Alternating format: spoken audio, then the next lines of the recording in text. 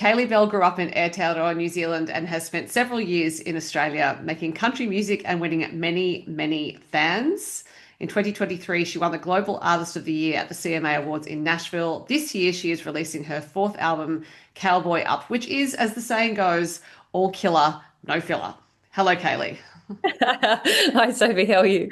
Very well, thank you. Because it was, I Great. was listening to it going, oh, yeah, it's All every killer, song is. no filler. I'm going to steal that. That's great. Yeah. But I'm going to take us right back to the start because your life in music began very, very young. You started entering singing in country music talent quest from the age of 4. And I've discovered talking to other artists from New Zealand that there is actually this really well-developed system in NZ, country music clubs and competitions. And I'm guessing you can't remember a time before you were performing in them. Basically, yeah. I think you're right. I think a lot of artists that you probably have met in the last few years that are out there doing it started in the same way, where you probably had siblings. I know I had two older siblings doing country music and the talent quest and the awards, and so it was just natural that I kind of got dragged into it as well. Um, and yeah, it's like a little ecosystem, I guess, of just some really good teachers over here, and we had access to a lot of American country music through like a couple of CD stores, and then my grandparents used to find it through the Reader's Digest somehow. They used to get us all these like compilations of American artists. So we found a way, and it's amazing now just to the thing I love about it is I grew up in a country that didn't have any country music on the radio, and it was a dream to hear that. And I feel like 20 years later, we're hearing that. And so the next generation will grow up with country music, and that's so cool, I think. Well, and I would think quite a lot of it is yours on the radio there.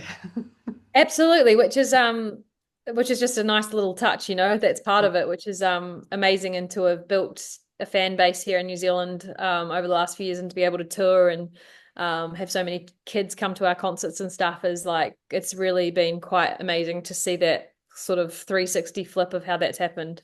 Mm. So given that you had two older siblings who were singing in competitions, did that mean that when you started, it was just a case of you were there and your parents probably thought, "Oh, just let her have a go," or did you actually? I mean, I don't expect you to remember the age of 4 because it's none of us really can, but. Do you have a memory of just really, really wanting to do it, that you loved performing or loved the idea of performing and wanted to give it a go? Yeah, I think I just love singing. My siblings were always playing guitars and drums, and mum played the piano and was always like everyone was always singing at home. And so I think it wasn't necessarily that I wanted to get up and perform. I just loved singing, and that Right. was just part of what they did. So they kind of normalized getting up on stage for me, which was really nice because that's something that you think is quite daunting. But I was always doing it with them from such a young age that yeah, I wasn't scared of it, I guess, which was really quite fortunate, I guess, looking back. Well, yes, and means you're a relaxed performer now. And by the age of 18, you won an NZ Gold Guitar Award. So clearly, between 4 and 18, quite a lot was going on. So by that stage, I would imagine you'd already playing guitar, you were writing some songs. Had you also been playing around New Zealand? Yes. So I obviously continued with the competition circuit right through my childhood, and then I think when I was about 14, I started doing a lot of like pub gigging, wedding gigging, just anywhere I could play, I was playing. At least 2 nights a week. I paid for my uni that way. I just wanted to play, and I would do anything back then to get a gig. So yeah, I just feel like it was such a big part of my childhood and then into my teens, and then it just kind of evolved, like it was like suddenly I was writing songs for like school competitions and things. It was a very natural progression of all the different things that like I look back and like, when did I start songwriting? It's like, well, that naturally happened because I joined the school rock band and we needed songs. So it was just like things never really felt forced with music. It was just like one thing evolved to the next. It also surprises me how many artists I've spoken to who were playing in pubs when they were sometimes 12. Like, and you just Great said, pocket money. got Great to. pocket money. And obviously, you had to have a parent there. Yeah, mum used to sit at the bar. And I used to do like a duo with this other, I grew up in a small town, and I had a friend, Kurt, who was the same age as me. Same thing, grew up through the country music circuit. We joined together and played the pubs. Just obviously it was a lot safer for me to have a guy with me, even though we were both kids. So our parents would take turns at sitting at the bar, and yeah, and then I guess it just gets to that point where they just stop caring and the pub stops caring, and you're just there doing it by yourself, and that's also fine. Yeah. Were either of your parents sort of critics, sort of artificial critics, like, oh, I think that second song you could have done X, Y, Z better? No, my mum was like so not a stage mom. Like she was so involved. Like she was a seamstress, used to make all our clothes, like all the things. But then when it came to like the actual, like even the talent quest and stuff, I remember so many kids had their mums like fluffing over them and with them doing everything. And mum would literally like drop us backstage, be like, good luck, see you after. And it was just like we had to do our own hair and makeup and chord charts and like all the things. And it was like it was very empowering when I look back. She did a very good job of empowering my sister and brother and I of like looking after us ourselves, you know. Yeah, I'm sure secretly she was wanting to be there and Oh, for support you. sure. Yeah. But I guess she's like, I've done the work, it's on you now. Yeah, and obviously you're more than capable. Now you mentioned that the gigs were helping you fund uni, so you went and did a Bachelor of Performing Arts at the National Academy of Singing and Dramatic Art, which is intriguing to me because you clearly were already doing a lot of performance, and uni most likely was a not necessary thing for you to do, but clearly there was interest there. Did you see it as a as an opportunity to fine tune what you'd already learnt, or were there actually some things you were interested in pursuing while you were there? That was very much like a stepping stone. I got to 18, I was enrolled in PE school and I was enrolled in NASDA. So NASDA's like the equivalent of WAPA in Australia, musical theatre school. And just knew I wanted to do something in music, but I had no idea what that was.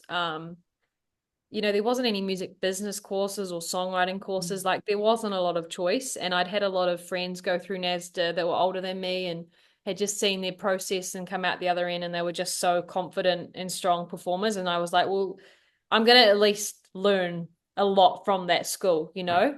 And I'm so glad I took that path because it was so different to a lot of my friends went to uni and did the big drinking thing and the studying and had the fun, right? NASDA was not like that. It was like an American course. I always describe it as it was like we were there every single day from 9 till 6, like dance classes and acting classes, and it was very full on. And then we put on musicals, which were like, you'd be there till 2 or 3 in the morning. Like it was a great way to set up work ethic that I feel like has been really useful for me in what I Mm. do now. And so, yeah, it just gave me tools, is how I looked at that time in NASDA. It was like giving me tools to set myself up to look after myself as a performer in any genre, like when you leave a school like that. Yeah.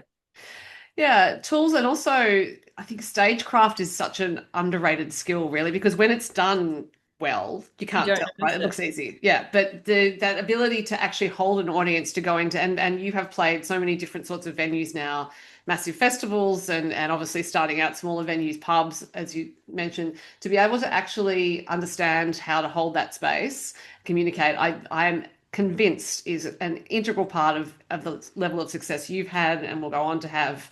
And yeah, so I would think that's probably now part of you, but it's something that can take a while to learn. Yeah, and it's like I look back on some of the like every term we would have to get up in front of the school at NASDA and perform, and you get critiqued by your tutors, and that like being stripped back to that level of like vulnerability at the time felt really harsh, but it was the best thing that they did because they kind of tore you down to build you back up in so many ways, and it was also a really good lesson for me, like doing musical theatre where you were basically having to play someone else or play a character was a really good way of me knowing that that's not the direction I wanted to go on. I wanted to be me and I wanted to be myself on stage and I wanted to stand up and say what I wanted to say. And so in a funny way, it kind of also showed me the way to back to myself.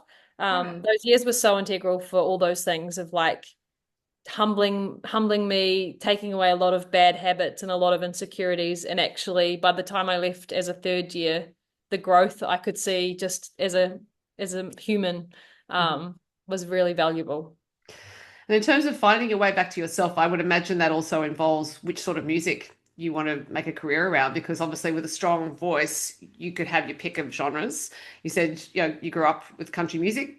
Wouldn't have necessarily been the case that that was for you. So as you left, or as you finished your degree rather, were you starting to think, yeah, country music is the path, or were there other genres you were considering? No, 100% always country music was always going to be the path. And even when I was at NASDA, I was still doing all my pub gigs in the weekends, like singing any country things I could, going to Tamworth. I did the college in Tamworth all summer. It was always country. Um, and yeah, when I left, I feel like I just had those tools from NASDA to kind of look after myself. And but I knew that I basically moved to Australia straight after NASDA, and was like, this is now the time that I can take on the country thing. Right. Yeah. Well, since you've been putting in the time coming to Tamworth, quite a commitment in the summer heat, I've got to say, to leave lovely What idea was that, Yeah, right? exactly. Well, then, by 2013, you were entering StarMaker. And I would think that your early experience in competitions gave you a competitive edge in StarMaker. Just in general, I feel like I grew up playing a lot of sport as well. So the art of competition is something that I really enjoy, and I love just getting better myself. It's more about just competing with myself to be better. And so that obviously has always set me in a good headspace for the music industry because it is brutally competitive. But you're really only competing with yourself, and that's the way I look at it. But yeah, something like Star Maker was, I think, just something that I really was determined to win. Like I'd seen how that had helped other artists' careers, and Keith Urban had obviously come through that competition. And so it held a lot of like meaning, I think, to me. And so I knew that was something that I really wanted to be part of my journey in Australia, and like the first step for like introducing me into the Australian market. So yeah, I won that in 2013, which was like, I feel like that was like a real turning point of being accepted into the Australian industry. I always love it when I find out that artists have a sporting background as well, because I have this whole thing about the correlation between sport and Oh, music. That, it's like this. yeah. It's so close. Yeah. It's so close. Yeah. Well, it's just that understanding that you have to, because I play tennis. It's that whole idea of I know. you just have to do the stuff like the drills, The which, hard stuff, right? And yeah, also, music. like, I feel like the way we tour is like we're no different to a sports team when we tour now. It's like a culture, right, that you set, and we rehearse every week as a band, even when we don't have gigs. Because I'm like, would you not, like, if you were a sports team, would you just not practice because you didn't have a game? Like, it's the same mentality. Those two things, I couldn't agree more. I just think they're so much more closely linked than people give credit for, in the sense of like you're building a culture in your touring party that you want to be really healthy and supportive, and with music, and that's no different to what sports teams do. Well, and also just in terms of your physical fitness as a performer and as a singer, because as someone once told me, it takes more muscles to sing than to run. So, yeah, in order to have that stamina to go on night after night, stay on the road, not fall over, it would help. Were you a team sport player or an individual sport player?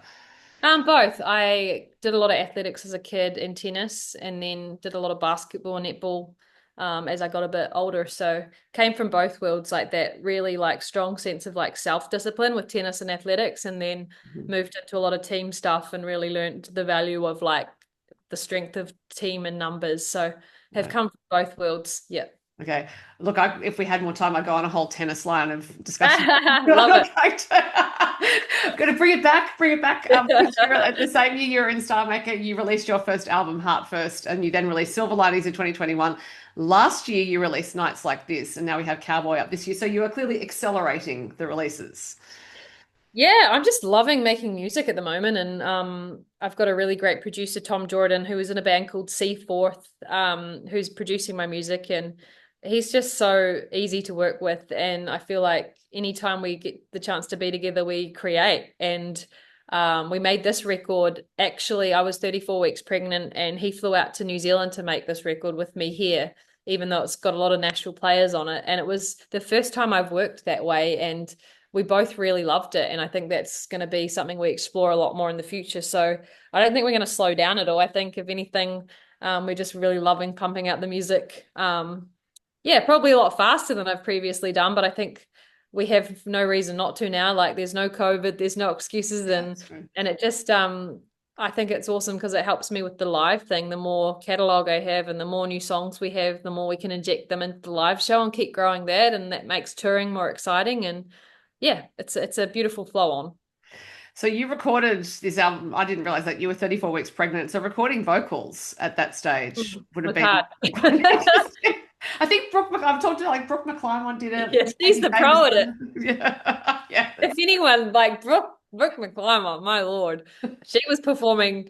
I always look at her and I'm like, well, she was going right up till like I think she was on Yeah. stage a couple of days before she gave birth. So she is like my, you know, absolute biggest inspo. But we'd actually just been on the Kane Brown tour that week leading in, and I was definitely starting to get puffed. So yeah, recording a record was like I needed all the help I could get, put it that way.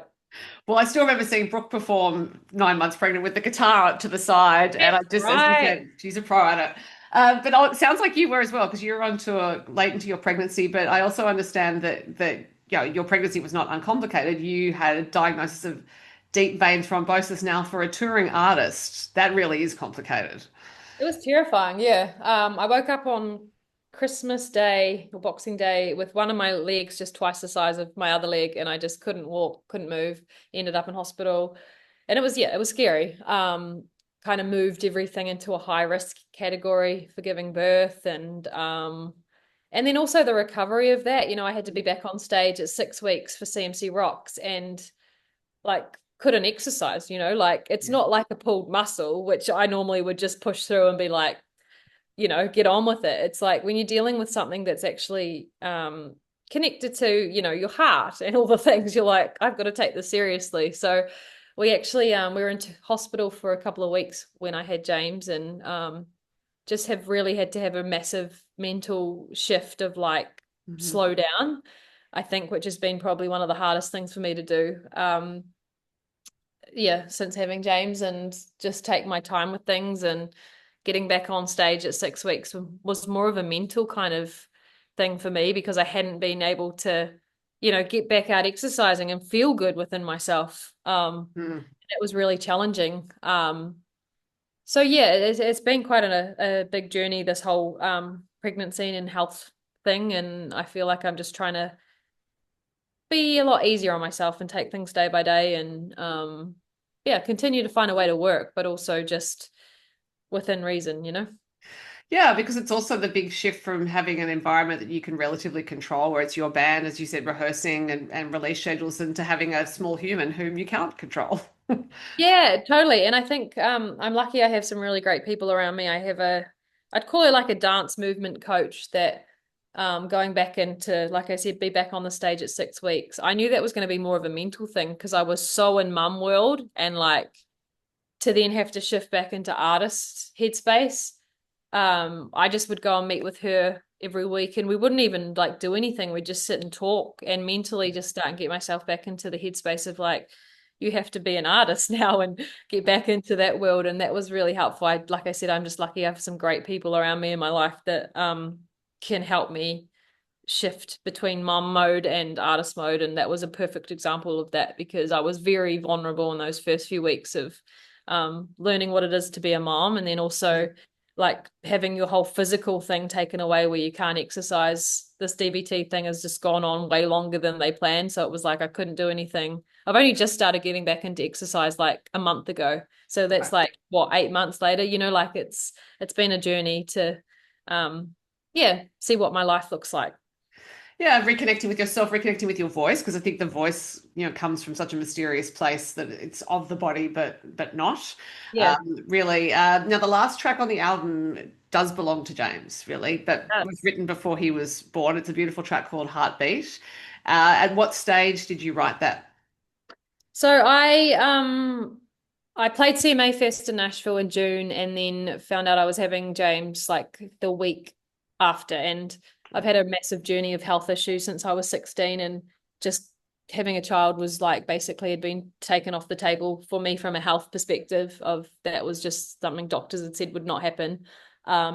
Just had so many stomach issues over the years. And so mentally that was like, when we found that out, that was like quite a shock, I would say. And I basically went into a songwriting the next week and burst into tears and was like, this is what's happening.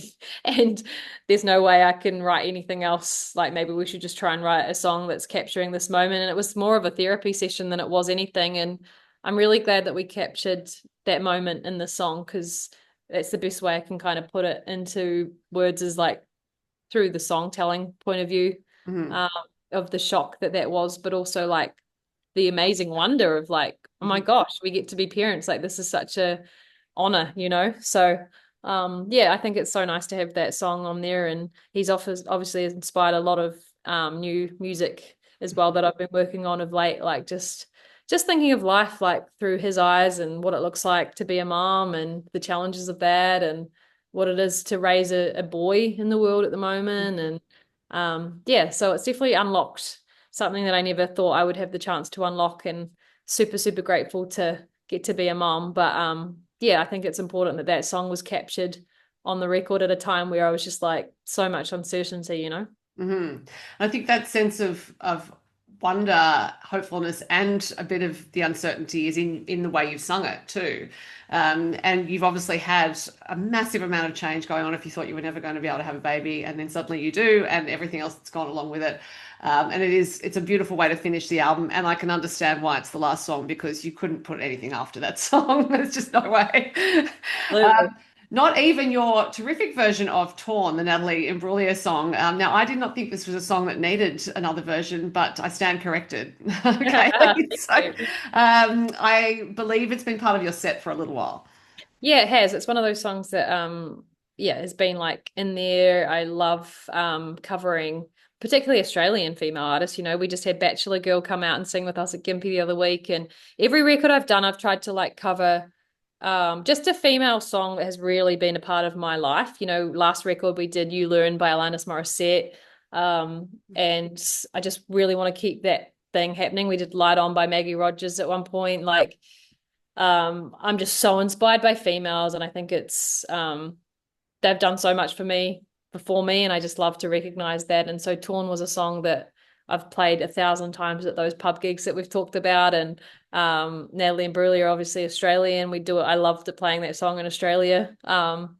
And yeah, it was just an obvious one to kind of I don't think it had been covered either when I had a look, and I was like, I'd love to put a bit of a country spin on this. And her original song, like that's a cover as well. You know, it's originally by a Swedish band or something random. So it was cool when we actually went into the history of that song a bit and realized that as well. So I think it's just cool to have a modern version of that song with a bit of a country twist. And like I said, it's something that we play in our set anyway. So it makes sense that fans can go and listen to that on the record as well. Yeah, it is quite a different version, but it's terrific. And another female artist who is referenced on the album is Shania Twain, because you Oh have a yeah. song on there called Song for Shania. So clearly, Shania is part of your musical lineage. Did you start listening to her when you were young? So young. I remember it distinctively and just the way that she's inspired me to show me that females belong in stadiums. And, you know, I think even in 2025, we're still seeing women have to fight so hard for festival spots and Mhm. placements on radio, particularly obviously in the US and things, which filters back. And um, I just feel so grateful that we had an artist like Shania in our lifetime that we got to look to and be like, well, if she can do it, I can too. You know, that was always my mentality. Having had someone like her lead the way, and the music she made was on her own terms, and her partnership with Mutt Lang was just so unique and special and just so controlled by her. So yeah, she's been a huge part of like a lot of decisions I've made in my career. I read her book every year and have really kind of tried to just unlock a lot of the decisions she's made and why she's made them. And she's done a lot of things where she hasn't jumped the gun. She's waited till she's had the songs, waited till she was ready, Mhm. didn't do everything the Nashville way. There's a lot of inspiration I've taken from her. So it made sense to have a song on the record about her and the journey that I've had through music and how she's inspired that. Thing I really like about the way you've done this song and also Keith, your previous release, is in referencing other artists, you have put a different perspective on them by telling it as a story through your own life, and it's not always the case when artists are referenced in other artists' songs. So yeah, I think that's your songwriting ability just to take that different angle on it. I would imagine is something that you've developed over time, and also knowing yourself as an artist and knowing how you want to tell a story. Thank you. Yeah, I think Keith is a song that's like I think a lot of people listen to Keith when they're falling in love, and it's like he reminds them of summer. And I think my song Keith is very much that. It's like that feeling that the Keith music kind of inspires in people's lives. Whereas the Shania one now is almost like a letter to say thank you to Shania for like being my icon, I guess, you know? Yeah. Now you mentioned festivals, and you do have some festival appearances coming up in Australia. You have Strumming Bird, which it has 3 days. Now James Johnston is on that bill, and you have released a duet with him, same songs in 2022. Any chance of a guest appearance at each other's sets? It would be rude not to, probably, wouldn't it? And I like the fact that I remember talking to James at the time that song came out, and he asked his fans who should he do a duet with. You were the one that they recommended. Which was so cool because James and I have been friends for a long time anyway. We used to kick about in Nashville like before we were anybody's, you know.